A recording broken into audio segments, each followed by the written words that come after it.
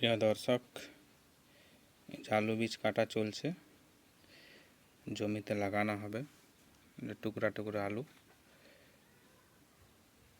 এই যে আলু, গোটা আলু দেখতে পাচ্ছেন, এই যে পং বেরিয়েছে, এটাকে চোখ বলে। এই প্রত্যেকটা চোখ একটা একটা করে খাদি হবে, প্রত্যেকটা চোখ একটা একটা করে খাদি হবে, প্রত্যেকটা আলু দেখতে পাচ্ছেন।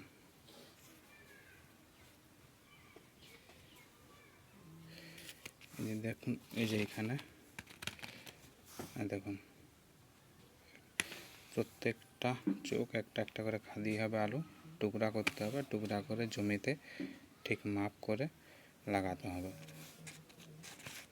ঠিক 4 ইঞ্চি 5 ইঞ্চি করে এমনি করে লাগানো হবে।